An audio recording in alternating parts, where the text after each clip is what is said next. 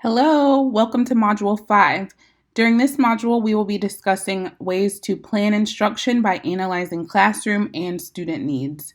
As you can see, I have a couple more little puzzles here for you. So take a second and think about those. Give yourselves a chance to warm up and see if you can figure out what they are. So in the top right-hand corner, we have 10 issues. So tennis shoes. Get it? Like sneakers. Okay, a little cheesy, but they get you thinking. And then you have um free for alls. There's four alls, and obviously $0 means free, so free for all.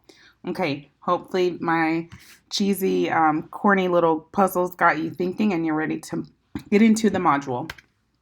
So our mini lecture goals for this module are to briefly review Module 4 to make sure you were able to grasp all of the concepts from that module, and then we'll talk about planning instruction, and then we will go through our wrap up. I will say I'm going to work really hard this time to make these audio lectures a little briefer, mainly because they take forever to upload. And it becomes a hassle on the computer when they get close to an hour. So I'm going to try really hard this week to keep it to around 20 to 30 minutes. And then you can supplement the audio lecture, of course, with your textbook and with the IRIS module that I have posted on our Moodle site. I'd also like to just pause at this point in the semester and say thank you all for all of your hard work. You've been submitting very strong reflections. I can tell you're engaging with the content.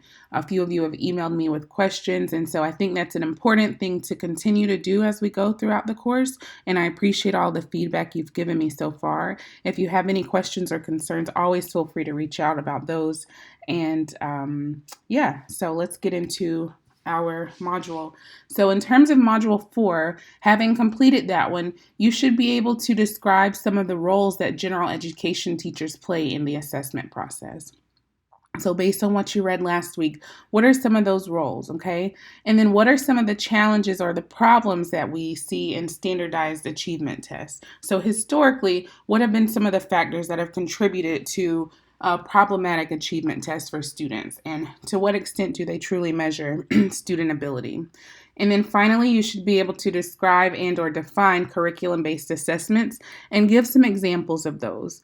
So if you feel like, for example, if I were to give this to you as a quiz and you think that you would not be able to answer these questions, you want to make sure you just go back to Module 4 and review that and be sure you're able to answer each of these. Okay? So before we get into Module 5, take a few minutes to read this warm-up. It's actually in your textbook as well, so I don't have the page number right here with me, but I'm sure you can find it. I think it's at the beginning of your chapter, so obviously you can read it here or in your textbook about Mr. Rodriguez, and then answer the questions at the bottom. This will just give you a chance to think about how you can support students in your classroom and how to assess their needs. And then after you finished your warm-up, we will start talking about the include strategy. So in the field of special education and in general education, it's important to include all of our learners. And so this is kind of another one of those corny acronyms, but it is really helpful. It helps us to think about ways to embed both accommodations and modifications for students who learn differently. And so two assumptions of the include strategy are that performance results from interaction between students and the instructional environment, which minimizes or magnifies the needs. So in other words, the way your students perform in the classroom is really a direct reflection of the classroom environment, which includes you as the teacher, which includes their peers, and even includes the physical landscape of your classroom. So what sorts of physical accommodations do you provide? What sorts of modifications are in place? What sorts of supports are embedded in their IEP? So their performance is a reflection of that. And then also, teachers can reasonably accommodate most students with special needs. Very rarely, we'll find situations where teachers are unable to accommodate student needs if they are very significant. And in those cases, parents may request that their students be moved to a school that is better equipped to support student needs. One example of that might be a child who has very severe autism, and not all schools have multiple levels of autism classrooms. So you might find that a parent requests that a child be moved to a different school within the district where there are teachers who are better able to support the needs of that child. So just keep in mind that, everything that you do as a teacher and the way that you organize your classroom, the way that you provide supports, those are all reflected in student performance. So, two primary elements of the include strategy include universal design for learning and then differentiated instruction. I'm sure many of you have already talked about differentiated instruction in some of your core classes. I'm not sure that you may be familiar with universal design for learning, but the idea around universal design for learning is that all of your students have access to the content and to the curriculum in a way that is best designed for them. So it might mean that they access that material in a different way or through a different modality, but they are still learning the content and they're still able to grasp that. So we'll walk a bit more through that in a couple slides. Differentiated instruction, they can sometimes get a little bit confusing. When we think about differentiated instruction, you are actually teaching in different ways to meet the needs for individual learners. So it's more individualized for each student.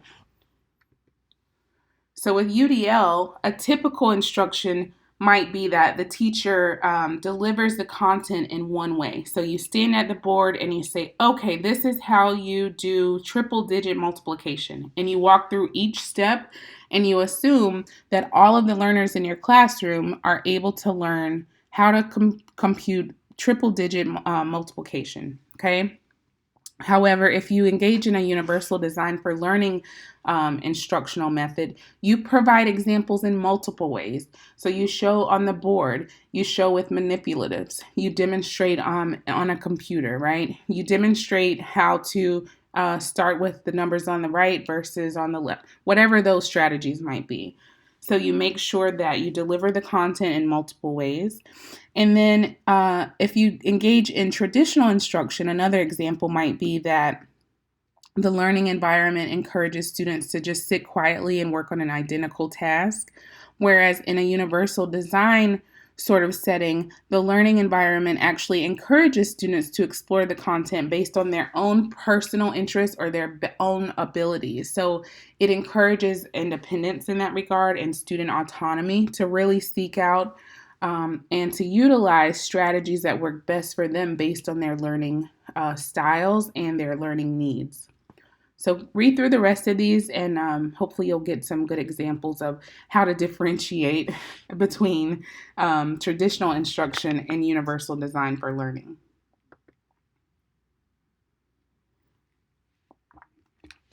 So one example here is that Jeremy, a third grader who has a learning disability, he receives additional time on his weekly spelling test. And then one of Jeremy's friends, Sylvia, she is a student who is nonverbal. And so each week during the spelling test, she works one-on-one with an aide to receptively identify the sounds of the first letter of each spelling word. So they're both completing the spelling test, but the supports that they're receiving are different. However, they're completing the same task. Ultimately, they're meeting their goals as defined. So their goals might be a bit different based on Sylvia's IEP, but overall, the task is the same, and the road or the route that they take to get there is a little different. So this is where we think about the differentiation for each student. So the include strategy, what does this mean? So the I in include means that you identify classroom demands. Secondly, you note student strengths and needs. Third, you want to check for success. Next, you look for problem areas. Then you use information to brainstorm. And then you differentiate the instruction and you evaluate the progress that your students make. So if you can remember the include strategy, I think that's one of the best methods, best acronyms that we will probably discuss throughout this course. Because it really gives you kind of a grounding, a foundation in terms of how to support all of your students and then how to engage in assessing student needs, implementing new strategies, and then evaluating the progress. So we'll talk through each of the components of the include strategy as we go throughout. So for I, you want to identify classroom demands, and this includes your classroom management. So you want to think about how your physical space is organized and whether or not it is meeting the needs of all of your students. So how do you organize your classroom in terms of a whole group or small group? How do you organize or your seating chart, right? Where do your students sit? Carefully arranged classrooms actually improve the level and the quality of student interaction. So I think sometimes we think of this as an afterthought, like, oh, let me get my classroom organized. But you want to be really careful in terms of thinking about how you organize the space and how you make it most accessible for students who learn differently. So you can click on this link for some more information about classroom design. Another piece of this classroom management are classroom routines. So you want to establish clear routines that increase learning time. I'm sure many of you who are already in the classroom know that you lose so much instructional time during transitions from either one subject to the next, one class to the next, going from lunch back into the classroom, etc. So when you have clear routines, it really helps with the flow of your classroom schedule. And sometimes this means that you have better knowledge of independent or individual student schedules. So for many of you who will be general education teachers, you might have students with special needs who push in or are pulled out. And so it's often helpful, even in your large group kind of schedule for the day, that you include, Jeremy will be pulled out. You don't necessarily need to write this out on the board, but it needs to become a part of your schedule that some of your students will be coming and going. So, the rest of the students know that Jeremy may not come back with the whole group after lunch. So you just want to make sure that that's embedded in your routine and in your schedule. You also want to think about the classroom climate that you create. So fewer problem behaviors occur when you have developed a positive classroom environment. So it's important to engage in that practice. So think about what you can do as a teacher to create a positive classroom environment. How can you foster that sort of environment for your students?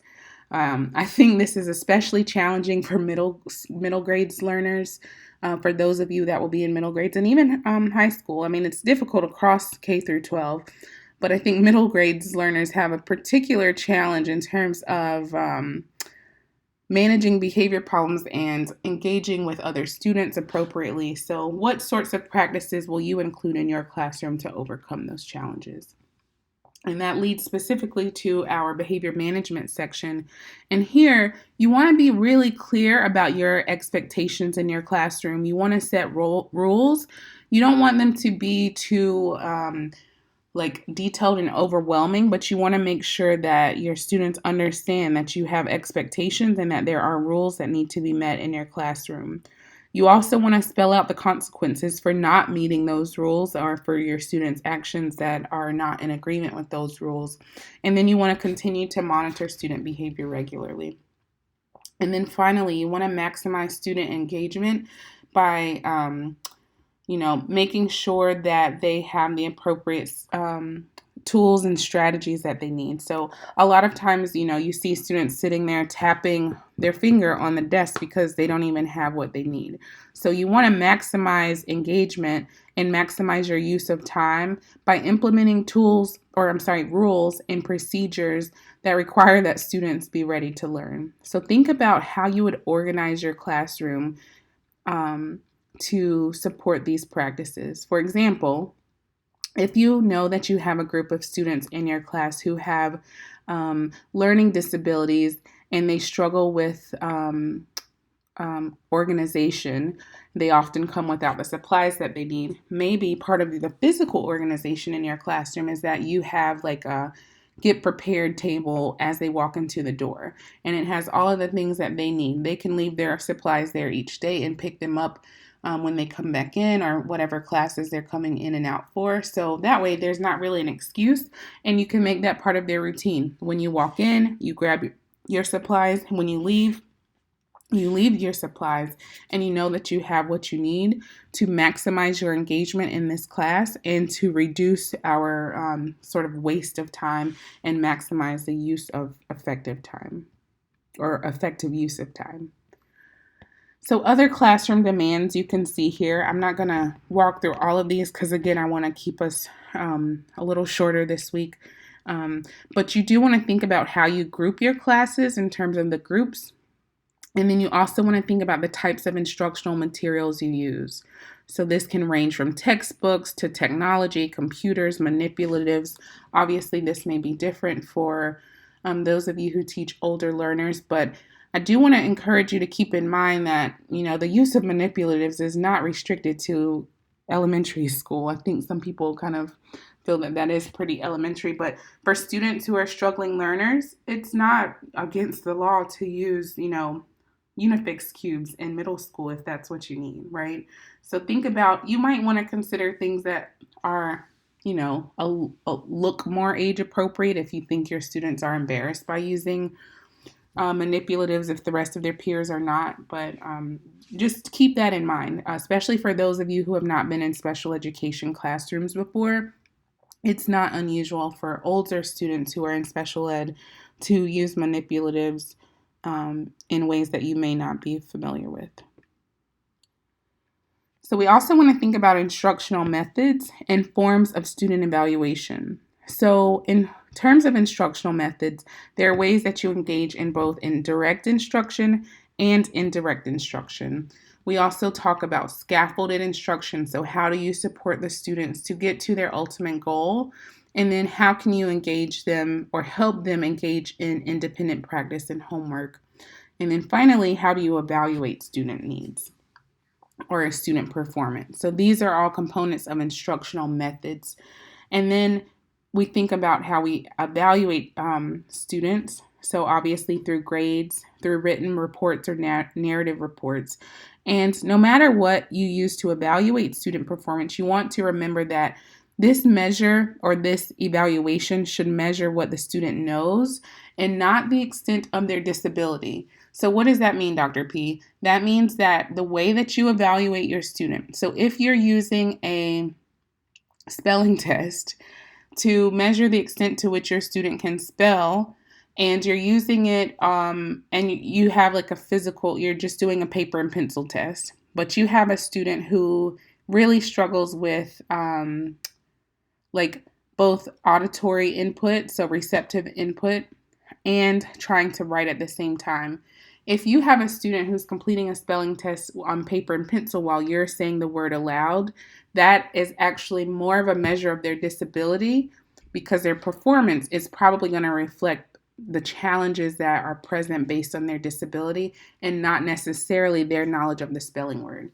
So if you actually had them unscramble some letters to spell the word and they could do it, that is measuring how they're better able to spell versus listening to the receptive input that is kind of scrambled in their brains. So you want to, I'm trying to think of another example in case that was not clear. Maybe I'll post another one for you. But the point there is that whatever strategies or measures you're using to measure student performance should be, I keep using the word measure, but it's the only thing that fits. It should be a measure of the student's knowledge and not of the student's disability. Okay, so keep that in mind. The N in include means that you need to note student strengths and needs. So students have various strengths and needs based on academics, based on social emotional development, and based on physical development. So you really want to make sure that you acknowledge what your students' strengths and needs are in each of these areas, and you want to provide supports and adaptations that are responsive to each of these areas. So if you had an 8th grade student, one of them is described in the blue section, one's described in this, what do we call that color, like mauve color section. Which one do you think you'd rather have? So one person doesn't read on grade level, doesn't know how to find square roots, can't spell, can't write a sentence, can't verbalize a response. And then the student on the other side understands material read to him, is able to solve math problems by drawing sets, references word banks to check spelling and create sentences, etc., etc. So I'm going to guess that many of you would choose to have the student on the right? And why would you choose that student? It sounds like this student is more of a positive student, maybe a better learner, maybe is more engaged. Really, what we're doing here is highlighting what the student's strengths are on the right-hand side, whereas on the left, we're just focusing on what the student can't do. So this could, in fact, be the same student. It's just that although he doesn't read on grade level, he does understand material when it's read to him, right? And although the student can't spell, he is able to reference word banks to check spelling and to create sentences. So it's really important that you focus on what your student's strengths are and that you use those as kind of a foundation and building blocks to support their needs. So you want to create positive student profiles. You want to help students to develop their own positive student profiles and even work with their parents so that they feel, a stronger sense of self-esteem, but also that they have a sense of self-awareness in terms of, their areas of strengths and then areas for needed growth. The C in the include strategy stands for check for potential areas of student success. So you want to analyze your student strengths based on the classroom demands, and then you want to find activities that the students can do successfully. So nothing is more deflating for students than engaging in activities that, they aren't able to complete successfully. So you want to first identify what their strengths are and then and create activities or tasks that the students can actually be successful in completing. Next, you want to look for potential problems. So you analyze the student's needs based on the demands, you identify their learning needs, and then you find mismatches that are barriers to their success. So, all right, Johnny is not doing so well with converting decimals to fractions. So what can we do to overcome this barrier for him? This is a problem, and what can we do? So now we're going to use the information to brainstorm ways to differentiate instruction. So you might have instructional accommodations, and we refer to these as changes in methods, materials, groupings, or management. And the accommodations typically bypass, we kind of refer to them as bypass strategies. So for the student who's struggling with converting decimals to fractions, maybe they have some, maybe you give them some manipulatives, right? And they're able to use those.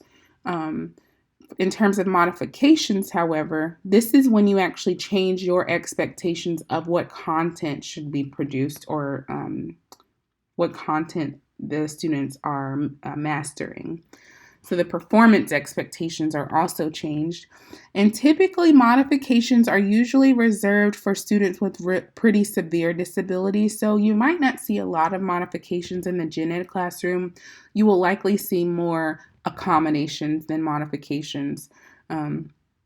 So some students who have significant disabilities have what we call a modified curriculum, and they have a completely different curriculum that they are, on track for. So these modifications might be that instead of this triple digit multiplication, the student is still working on addition. Maybe they haven't quite mastered that.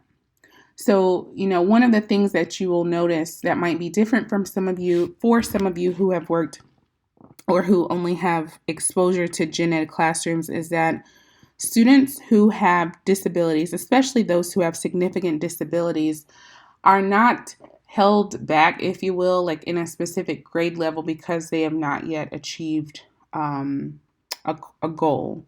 Now, IEPs are written so that students achieve goals, and special education teachers are required to demonstrate that they have made progress towards achieving those goals. But over time, it might mean that students are working on that same goal for a couple years. That's not ideal, but there are students who work on, multiplication for years. They might graduate and perhaps have only been able to get to a certain point. So you do want to keep that in mind, that sometimes you will have students in 8th grade or 9th grade who are still doing math at a 3rd or 4th grade level. So that might be something that's different from the way that we evaluate student success or student performance for those who do not have disabilities. So take a moment here to identify at least 3 examples of modifications and 3 examples of accommodations. You can just do a little Google search. You can look in your book, but I want you to make sure you're familiar with and understand the difference between an accommodation, and a modification. So once you find those, you should be able to explain how and why they are different, okay? And then the D in the included strategy means differentiate instruction. So you want to select age-appropriate strategies, and then you want to select the easiest approach first.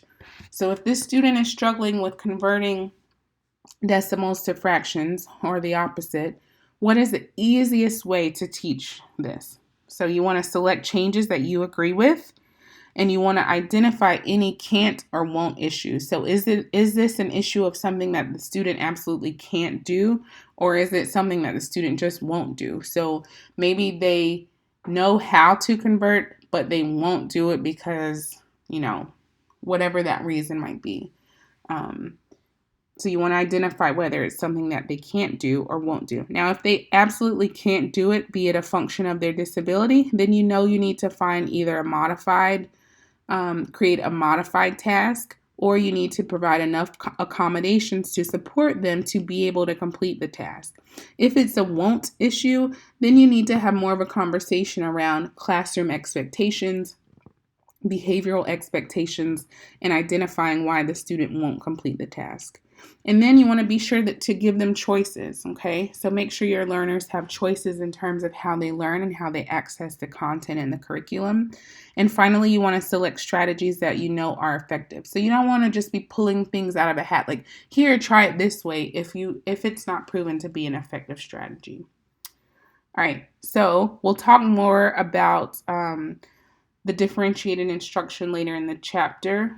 And there's also more on differentiated instruction and scaffolded instruction in the IRIS module that is on Moodle. Finally, the E in include means that you will evaluate student progress. So you evaluate progress via grades, via observations and analyses. You can also use student portfolios, as you know, assessments, and then ratings by teachers, students, and parents.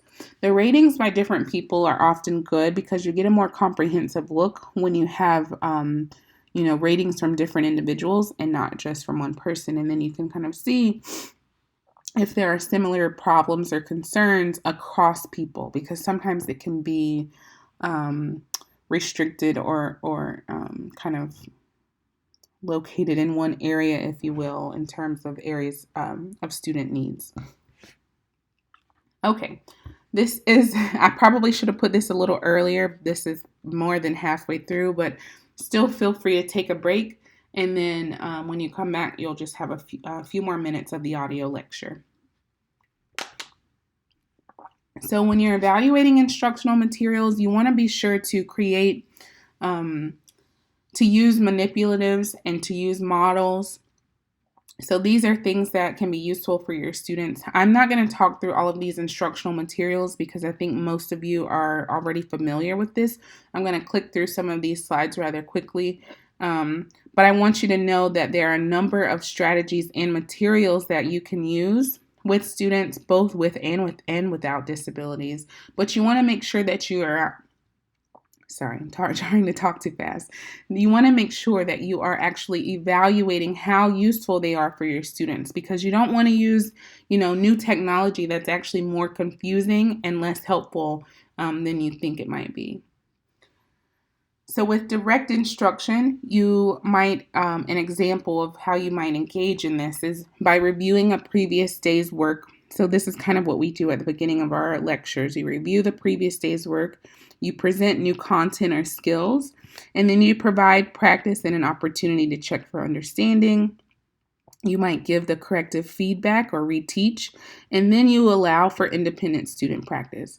So, in inclusive classrooms, many of you will naturally engage in direct instruction. Sometimes, if you have students with disabilities in your classroom, you might need to do more differentiated reteaching, right? So, you might need to go give them some one on one reteaching in a way that is more accessible for them. Or maybe, for example, if you're talking about the review of the previous day's work, your student who is perhaps a struggling learner might spend more time on that review before they engage with the new content.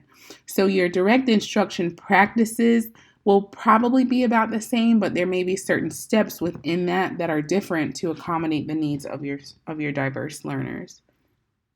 We also talk about indirect instruction methods where students are typically pretty active learners naturally, and they are capable of constructing meaning on their own. So there are some situations that require initiative and exploration. So you want to make sure that students kind of have that chance to engage in their own learning process.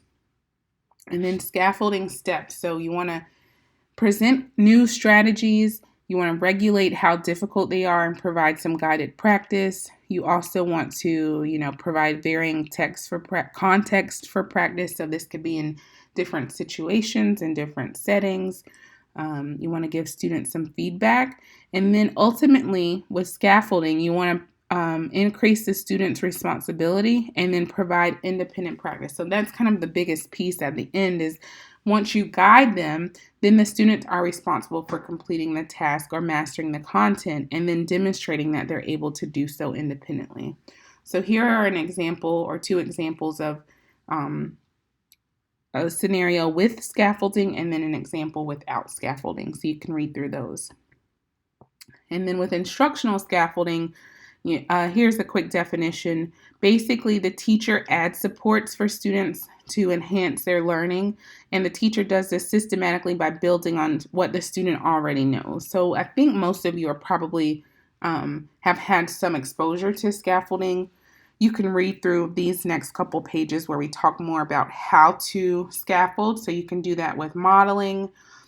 You could model the process, the content, how to complete each step, right? Or you could have students practice in small groups or with the one-on-one aid if that's the type of setting that you're in.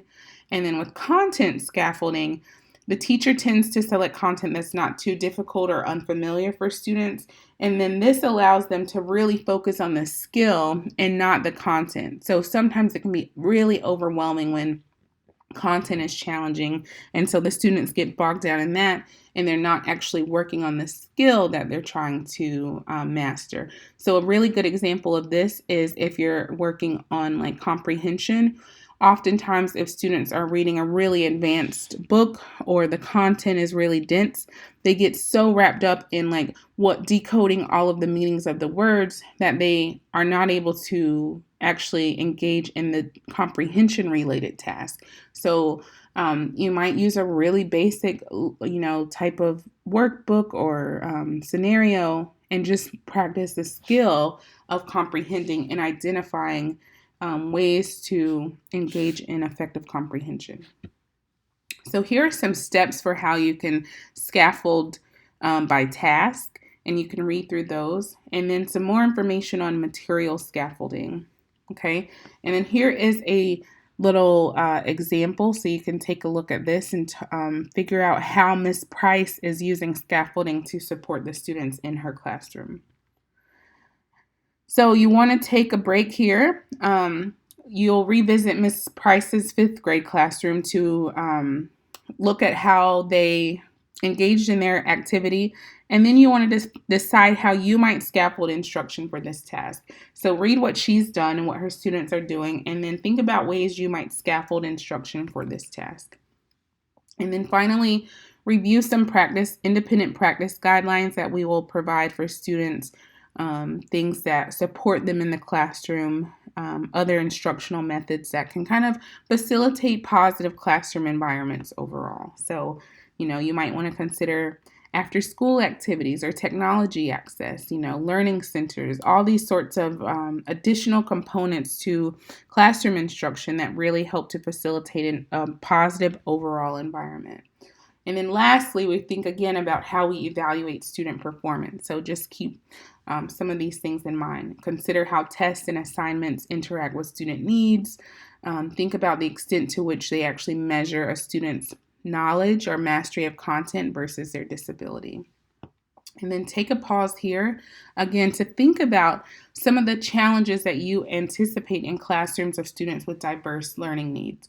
We've talked a good bit in this module about, accommodations and modifications and how to support students. But what are some of your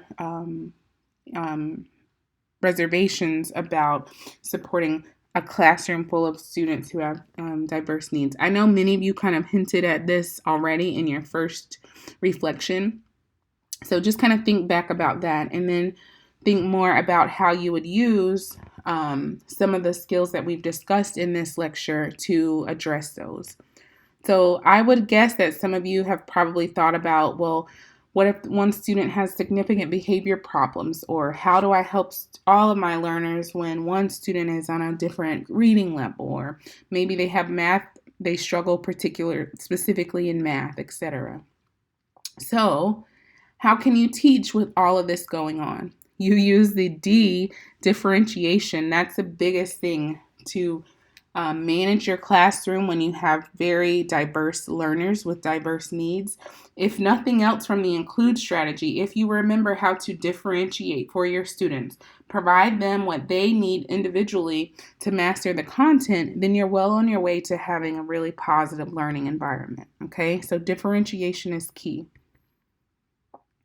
So here are a couple other slides to support you as you wrap up with this module, thinking about actual physical strategies and tools that you can use to support students with writing, with math, and then in reading, I believe, is our last one.